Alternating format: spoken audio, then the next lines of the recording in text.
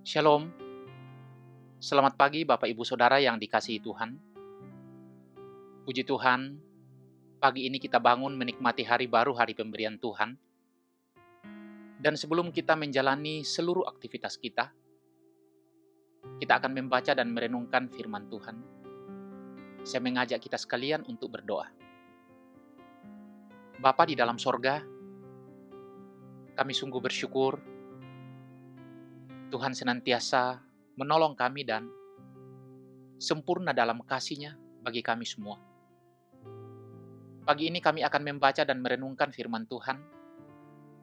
Kami mohon kepadamu Tuhan, kiranya Tuhan menolong kami supaya kami bisa mengerti dan memahaminya, dan kami diberi kemampuan untuk melakukan sepanjang hidup kami.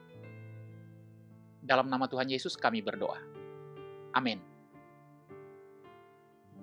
Saudara yang dikasihi Tuhan, firman Tuhan yang akan kita baca dan renungkan pagi ini dari Kisah Para Rasul pasal 1 ayat 10-11. Kisah Para Rasul pasal 1 ayat 10-11. Demikian firman Tuhan. Ketika mereka sedang menatap ke langit, waktu ia naik itu, tiba-tiba berdirilah dua orang yang berpakaian putih dekat mereka, dan berkata kepada mereka, "Hai orang-orang Galilea, mengapakah kamu berdiri melihat ke langit?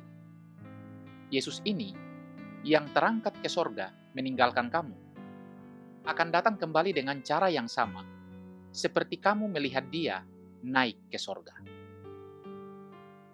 Tema renungan kita hari ini adalah Tuhan yang akan datang kembali.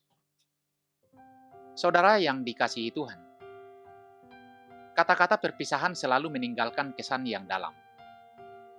Nasihat terakhir orang tua sering disimpan anak-anaknya sepanjang hidup. Demikian pula kata-kata terakhir Tuhan Yesus dalam kitab Wahyu. Di Pulau Patmos, Yohanes mendengar suara Sang Immanuel yang berkata, "Sesungguhnya aku datang segera." Ini bukan sekedar penghiburan, melainkan pernyataan agung dari pribadi yang berotoritas penuh atas sejarah dan kekekalan. Pribadi yang akan datang itu adalah Yesus Kristus sendiri. Dialah yang awal dan yang akhir, yang hidup, yang telah mati dan bangkit untuk selama-lamanya. Dialah penasihat ajaib, Allah yang perkasa, Raja damai, gambar Allah yang tidak kelihatan. Oleh siapa segala sesuatu diciptakan?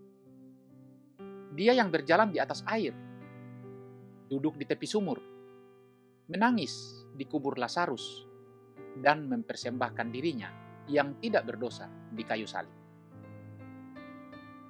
Yesus yang sama itulah yang naik ke sorga dan akan datang kembali dengan cara yang sama. Dia adalah sumber kekuatan umatnya,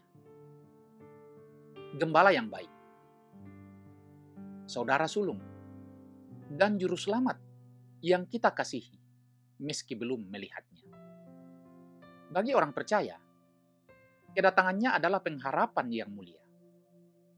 Kita menantikan Dia yang telah memikul beban kita dan mengerti segala kesesakan kita.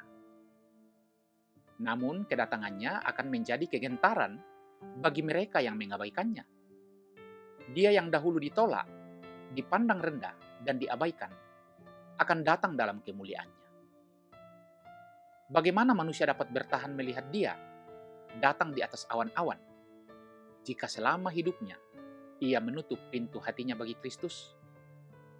Karena itu saudara yang dikasihi Tuhan, inilah saatnya menerima Dia, yaitu Tuhan Yesus Kristus, sebelum Dia datang sebagai hakim. Amin. Marilah kita berdoa. Bapa di dalam sorga, kami sungguh bersyukur atas firman. Tolonglah kami ya Tuhan, untuk menantikan kedatangan Tuhan Yesus datang kembali. Kiranya kami senantiasa hidup beriman dan senantiasa mengandalkan Tuhan sepanjang hidup kami. Sertailah kami sepanjang hari ini. Dengar kami yang datang berdoa dalam nama Tuhan Yesus Kristus. Amin. Saudara yang dikasihi Tuhan, Selamat beraktivitas.